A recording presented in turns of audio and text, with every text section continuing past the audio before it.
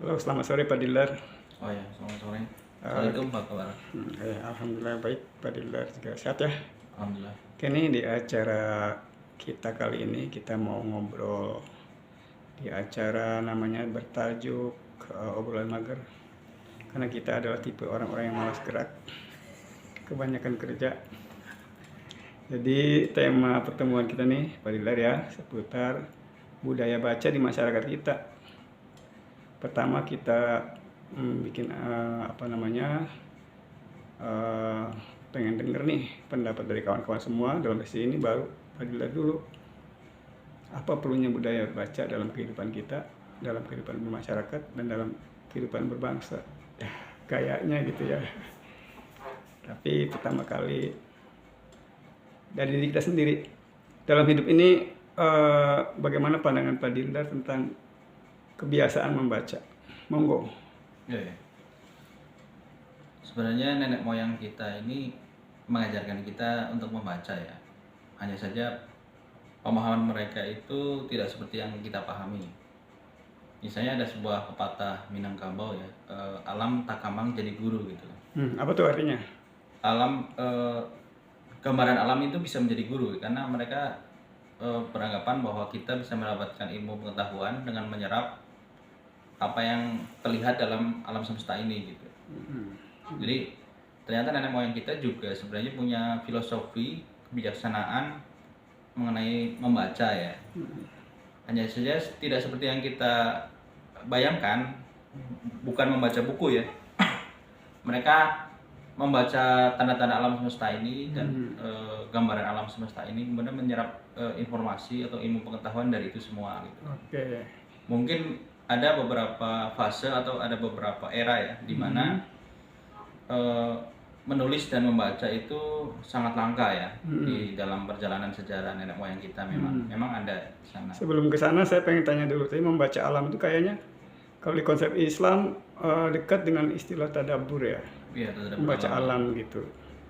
Jadi orang Minang saja punya pandangan kita perlu membaca alam. Iya. Tapi kan ini nggak langsung berkonotasi dengan budaya baca. Itu dulu. Iya. Komen Pak Dildar. Kaitannya dengan budaya baca. Kontribusi peribahasa atau pepatah ini kepada budaya baca. Itu dulu. Kontribusi pepatah ini ya, kalau yang saya perhatikan ya bagaimana mereka yang memegang pepatah ini menyerap berbagai pengetahuan dari lingkungan sekitar ya, dari lingkungan masyarakat manusia atau alam-alam alam non manusia ya, maksudnya alam tumbuhan, hewan dan sebagainya, atau lingkungan tanah dan sebagainya. Mereka menyerap ilmu pengetahuan dari itu dan membuat filosofi kebijaksanaan dengan peribahasa gitu kan. Oke. Dan memang Kak, mereka atau nenek moyang kita banyak yang menurunkan ilmu pengetahuannya dengan pepatah-pepatah ya. Yeah. Di berbagai daerah juga ada tradisi seperti itu ya, local wisdom ya, yang biasa disebut local wisdom ya.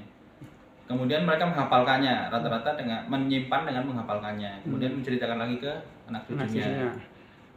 Di sebagian daerah ada yang punya tradisi menulis ya dan membaca, tapi kalau kita telusuri ya, itu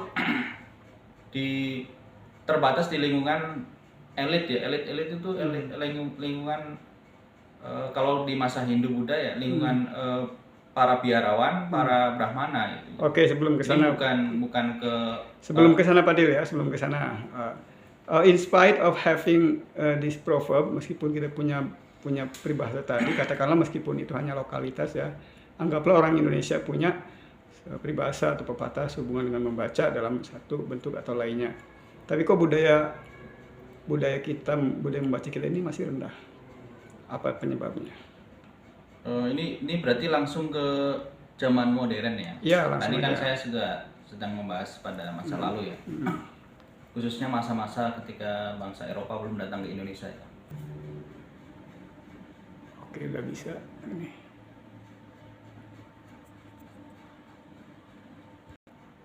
Ya, jadi sampai ke Eropa tadi, bagaimana selanjutnya?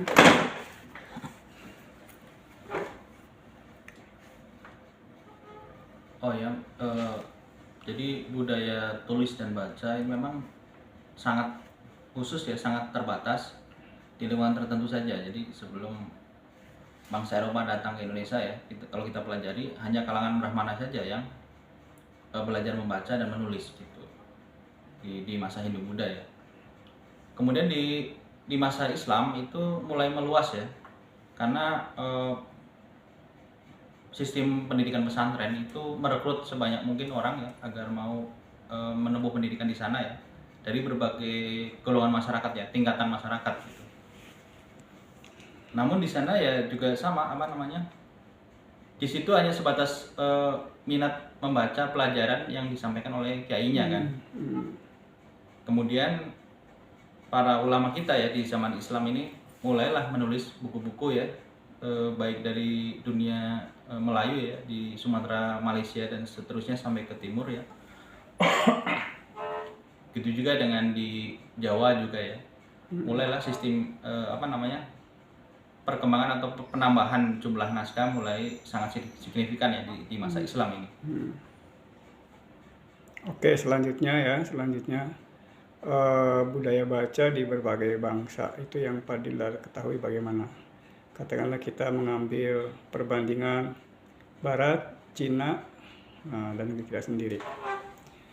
kita sendiri ya. Dan kira-kira itu gimana itu? Maksudnya apa sih yang memotivasi orang Barat sampai segitu sukanya ke membaca, sampai mereka di kereta, di halte bus itu membaca.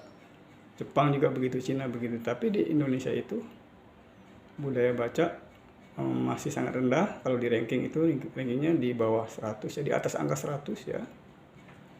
Dan banyak yang bilang orang Indonesia ini budaya lisan. Itu sumbernya dari mana itu? Pendapat-pendapat seperti itu. Indonesia ini budayanya lisan, sebenarnya ngobrol, merumpi. Oke, gimana itu? Memang ada salah satu menteri kita ya di zaman Orde Baru ya, zaman Pak Harto yang bilang bahwa bangsa Indonesia itu umumnya kebanyakan ya itu mempunyai budaya ngobrol ya, budaya lisan ya. Itu kalau nggak salah Munawir Ghazali ya, Munawir Ghazali. Iya, kalau enggak Fuad Hasan ya. Fuad itu Hasan, menteri ya. di zaman Pak Harto ya. Memang pernah bilang seperti itu. Dan itu bisa dilihat dari jumlah-jumlah naskah atau tulisan dalam bentuk prasasti ataupun naskah keropak atau lontar atau buku yang dihasilkan oleh bangsa kita, khususnya di masa sebelum Islam ya. Kalau kita perhatikan ya, informasi dalam prasasti itu biasanya terbatas ya, hanya beberapa baris saja. Iya. Kemudian sampai saat ini yang ada ya, itu naskah-naskah di zaman Hindu Buddha itu sangat terbatas sekali. Pertama, terbatas mengaksesnya ya, karena hanya kalangan tertentu saja yang bisa baca. Dan ternyata naskah-naskah ini disakralkan sekali ya oleh teman-teman kita dari kalangan Hindu Buddha ya. Jadi beberapa naskah itu orang biasa pun menyentuh nggak boleh gitu kan. Entah alasannya apa ya, mungkin menjaga alasan religius. Iya, entah alasan religius, keyakinan atau tradisi ya, kita nggak tahu. Jadi di sini menggambarkan bahwa membaca memang di zaman sebelum Islam, bahkan mungkin sebagian di zaman setelah Islam, itu memang oleh otoritas itu dipaksakan hanya untuk kalangan khusus saja. Jadi rakyat kebanyakan kayak dilarang gitu ya, dilarang membaca gitu, atau bagaimana akses untuk membaca kepada mereka itu sangat dibatasi gitu. Jadi eksklusif. Baca tulis adalah kemewahan ya. Kalau kita perhatikan di zaman itu, baca tulis, bisa membaca dan menulis adalah sebuah kemewahan gitu. Oke. Iya, jadi itu barangkali penyebabnya sampai sekarang bangsa kita ini termasuk bangsa yang memiliki budaya baca yang rendah, begitu ya? Kalau bisa disimpulkan begitu? Ya, itu tidak langsung juga. Maksud saya, sebenarnya kalau di masa Islam dan masa pengaruh kolonial Barat itu kita bisa menyerap segi positif mereka ya, dan melakukan revolusi atau kebijakan yang cepat dan tepat untuk bagaimana membuat masyarakat atau rakyat itu mau banyak membaca ya, atau sering membaca. Sebenarnya minat baca